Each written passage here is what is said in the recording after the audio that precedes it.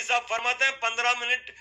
राहुल गांधी साहब, आप ये तो देखें कि भारत ने जितनी चीजें चाइना के हवाले की हैं, चाइना से को क्या के सरेंडर किया है ना, वो आपके पुरखों ने किया है।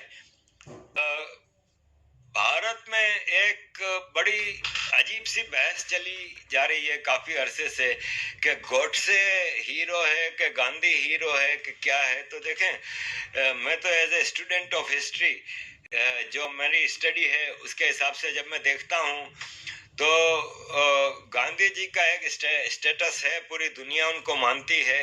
बहरहाल कई चीजें कंट्रोवर्शियल हो सकती हैं। I am not a very big admirer of Gandhi ji, लेकिन बहरहाल उनका एक स्टेटस है। और सबसे बड़ी बात यह है कि अगर हम ये देखें कि गांधी जी के कत्ल से किसको फायदा पहुंचा और किसको नुकसान पहुंचा, क्योंकि गोडसे को आरएसएस का कहा जाता है, तो फिर नेहरू जी ने पूरी पावर्स अपने कंट्रोल में ले ली और फिर आरएसएस को इसका काफी नुकसान पहुंचा। तो हमें ये चीजें जरूर देखनी चाहिए, लेकिन अब जो हिस्ट्री है उसको आप चेंज नहीं कर सकते। जो कुछ हुआ वो आई डोंट नो इसका क्या रिपरकशंस होते अगर गांधी जी जिंदा होते, क्योंकि बहरहाल गांधी जी अपीजमेंट में सबसे आगे थे। गांधी जी का ये मानना था कि भारत के रिसोर्सेज पे मुसलमानों का पहला हक है।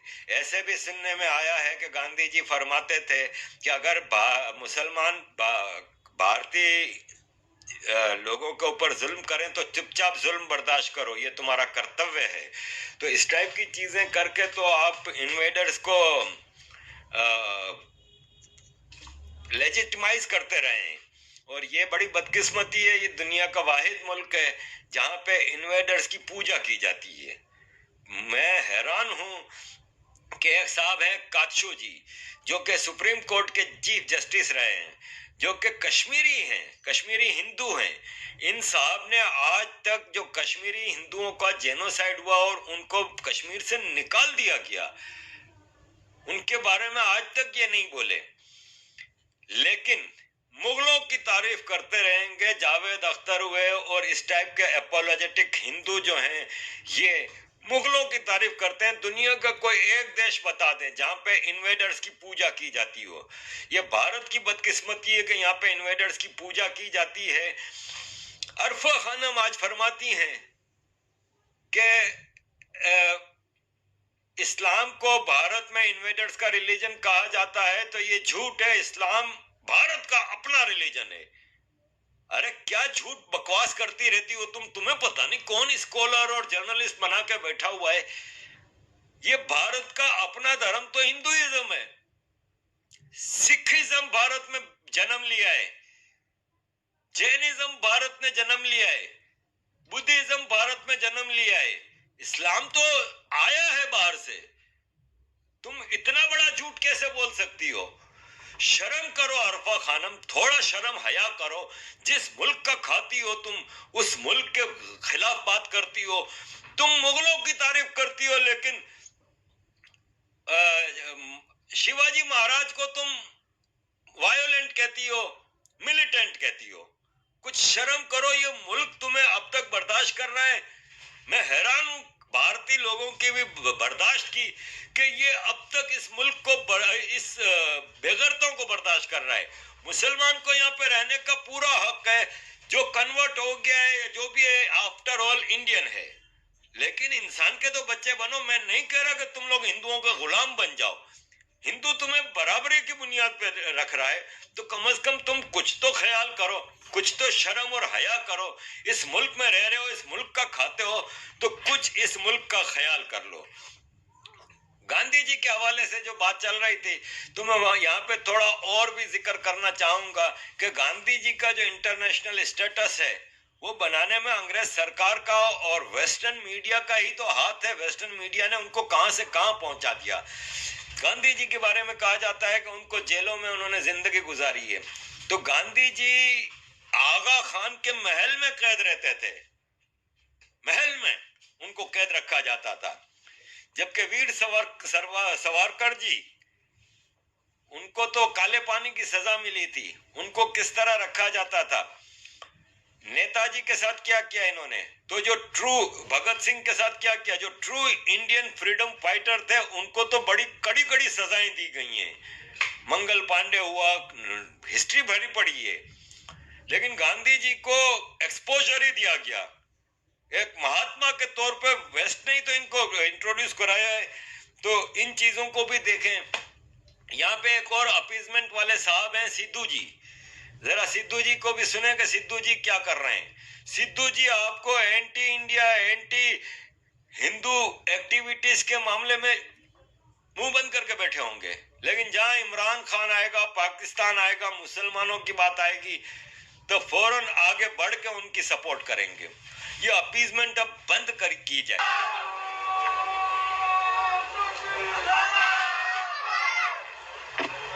नतमस्तक है नवजोत सिंह सिद्धू अहमदिया जमात के लोगों के आगे। नतमस्तक इसलिए है कि जो इंसान प्रेम की भाषा बोलता है उसके आगे सर झुका देना चाहिए। जो इंसान आपसी भाईचारे की भाषा बोलता है उसके आगे सर झुका देना चाहिए।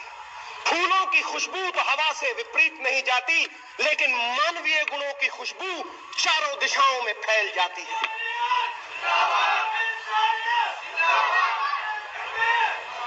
आज फैल गई है खुशबू हवाओं में उन मानवीय कर्मों की, मिर्जा गुलाम अहमद साहब के कर्मों की, जिन्होंने इस दुनिया में प्यार बांटा है, इस दुनिया से नफरत मिटाने की कोशिश की है। मिट्टी के ढेले को किसी ने पूछा कि तुझसे खुशबू क्यों आती है, तो उसने जवाब दिया कि शायद किसी ने गुलाबों के बीच फेंक दिया होगा, इसीलिए मुझ में से खुशबू आती है। आज दुनिया भर से इतने गुलाब है, यहां इस मिट्टी के ढेले से भी खुशबू आने लगी है।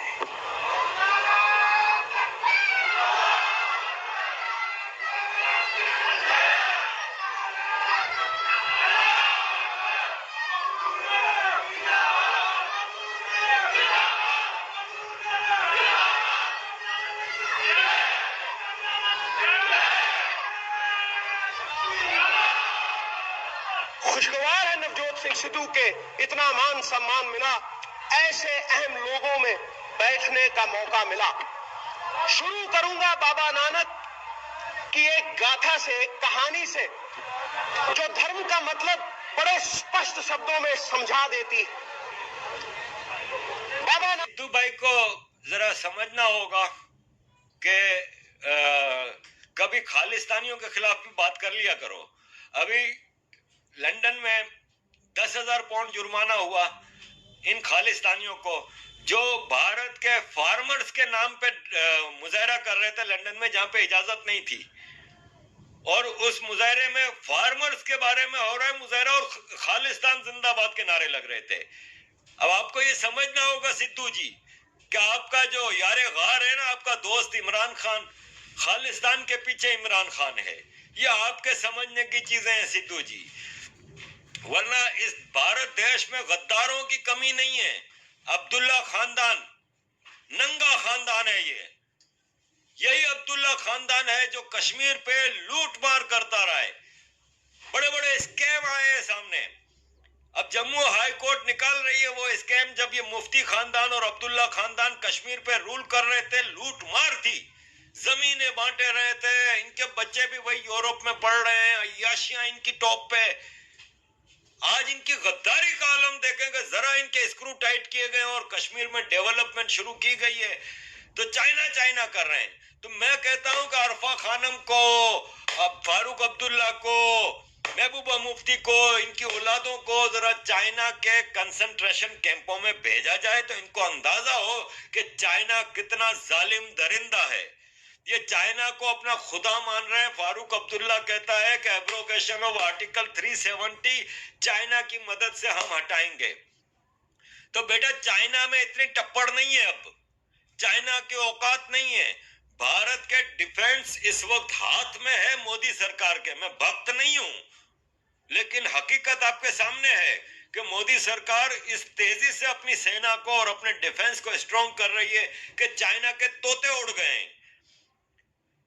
दुनिया की major powers Europe, America, Japan, Australia, Philippine, Singapore जो रीजनल पावर्स हैं, उन सब के साथ भारत ने टॉप के एग्रीमेंट्स किए हुए हैं। एक दूसरे के बेसिस को यूज करने के लिए हालत जंग में चाइना की मैया मर गई है। ऐसे ऐसे मिसाइल इतने सारे एक साथ टेस्ट हो रहे हैं कि चाइना की मत मारी गई है। वो कह रहा है कि ये भारत कर क्या रहा है, और भारत किसी को डरा नहीं रहा। भारत अपने डिफेंस को मजबूत कर रहा है, और ये डिफेंस मजबूत होगा। भारत के लिए एक अटूट भारत बन चुका है ये, इसको कोई छेड़ नहीं सकता। अगर भारत कमजोर होता ना, तो वो लद्दाख में जो चाइना ने ट्रेलर दिखाया था ना, इसके बाद चाइना हमला करता और भारत को घसीटता। लेकिन चाइना ने देख लिया, इसलिए वो बख्शू पाकिस्तान के जरिए पंगेबाजियां कर रहा है। चाइना में इतनी हिम्मत नहीं है। मामूली सी मिसाल ले ले कि हमारे एक हीरो हैं दिल्ली में, ताजिंदर बग्गा भाई। इन्होंने ताइवान के नेशनल डे पे चाइनीज एम्बेसी के सामने 2 पोस्टर लगा दिए ताइवान इंडिपेंडेंस के। चाइना का मीडिया चीखने लगा। इनको हैरत हो रही है कि ये किस किस्म का इंडिया हमारे सामने आया है। हमारे सामने तो नेहरू जी का इंडिया था। और राहुल गांधी साहब फरमाते हैं 15 मिनट। राहुल गांधी साहब, आप ये तो देखें कि भारत ने जितनी चीजें चाइना के हवाले की हैं, चाइना से को क्या के सरेंडर किया है ना, वो आपके पुरखों ने किया है। आप मजे की बात देखें कि इस देश पे सबसे ज्यादा रूल किसने किया है as a prime minister? Nehru ji. दूसरे नंबर पे इंदिरा गांधी जी। तीसरे नंबर पे मनमोहन सिंह जी। सबसे ज्यादा ये रूल करने वाले लोग हैं। 10-10 साल से ज्यादा इन लोगों ने रूल किया है। और राहुल गांधी साहब फरमाते हैं कि 15 मिनट के लिए।